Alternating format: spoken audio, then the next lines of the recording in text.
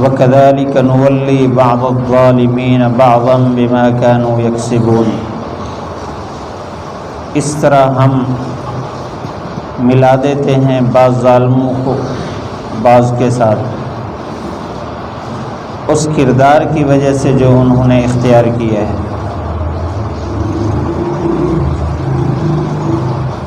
پچھلی آیت میں اللہ تعالیٰ نے انسانوں اور جنوں کو خطاب کر کے فرمایا کہ ہم سب کو جمع کریں گے تو اس وقت یہ کہیں گے کہ یا اللہ ہمارے بعض نے بعض سے نفع اٹھایا، یعنی شریر جنوں نے شریر انسانوں سے نفع اٹھایا اور بدعقیدہ انسانوں نے جنات اور شیاطین سے نفع اٹھایا، یہاں تک کہ ہم اپنی زندگی دنیا کی پوری کر کے یہاں آ گئے، یعنی اپنی بدکرداری کا اقرار کریں گے۔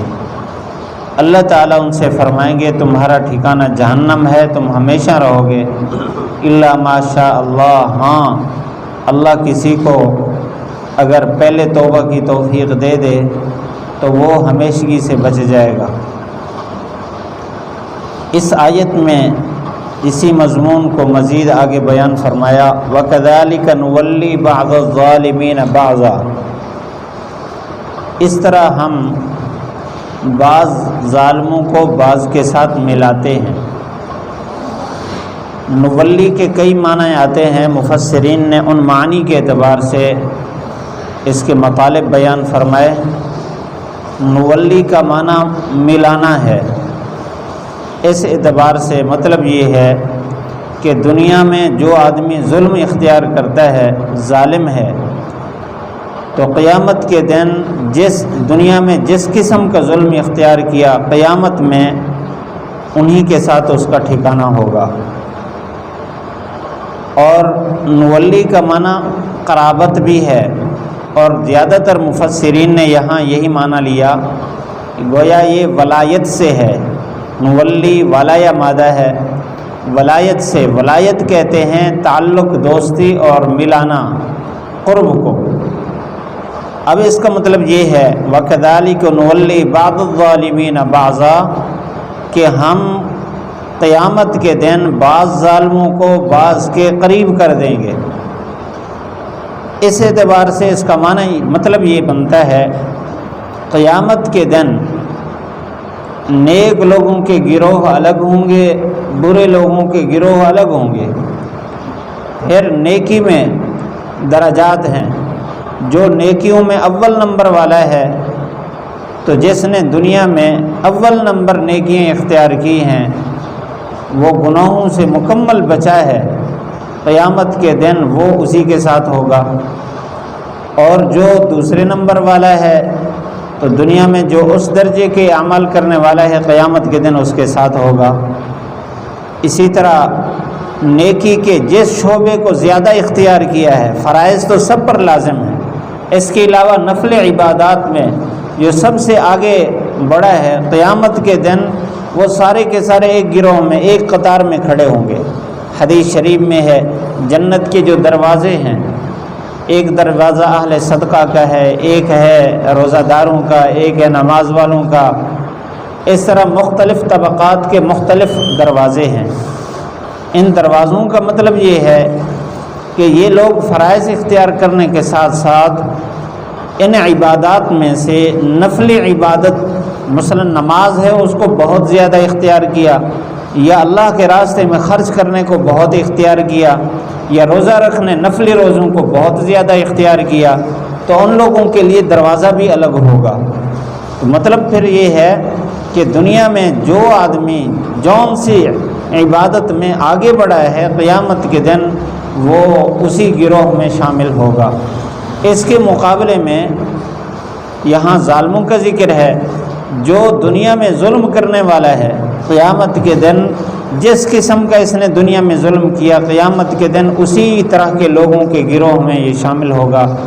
چوروں کا الگ گروہ ہوگا، ڈاکوؤں کا الگ ہوگا، جھوٹے لوگوں کا الگ ہوگا، زانیوں کا الگ ہوگا، حرام خوروں کا الگ ہوگا، پھر یہ جو مشرک ہیں ان کا الگ ہوگا، جو دہریہ ہیں ان کا الگ گروہ ہوگا، ہر ایک کا الگ الگ گروہ ہوگا۔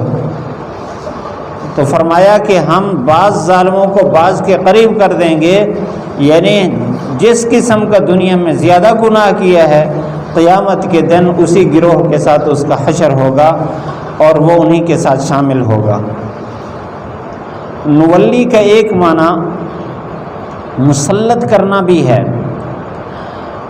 اور ایک معنی اس کا محافظ ہونا، متولی اسی سے ہے، نگران اور محافظ۔ اگر اس کا معنی تسلط ہو تو پھر اس کا تعلق دنیا کے ساتھ ہوگا، پھر مطلب یہ ہے کہ بعض ظالموں کو بعض پر ہم مسلط کر دیتے ہیں۔ حدیث شریف میں ہے آپ صلی اللہ علیہ وسلم نے فرمایا تمہارے اعمال کے مطابق ہم تمہارے اوپر حکمران مسلط کرتے ہیں۔ اگر نیک اعمال ہوں گے تو نیک حکمران آئیں گے، اگر برے اعمال ہوں گے تو برے حکمران آئیں گے۔ اور ایک روایت میں ہے من اعان ظالما سلطنا علیہم الظالمین، جو آدمی ظلم کی حمایت کرے گا قیامت یہاں دنیا میں اللہ تعالیٰ ظالم کو ان پر مسلط کرے گا۔ یعنی انفرادی طور پر بھی اگر ظلم کا اس نے تعاون کیا ہے اللہ اس کے اوپر ایک آدمی کو مسلط کرے گا جو اس سے بڑا ظالم ہوگا۔ تو مطلب پھر یہ ہوگا کہ ہم دنیا کے اندر بعض ظالموں کو بعض ظالموں پر مسلط کر دیتے ہیں، بما کانوا یکسبون۔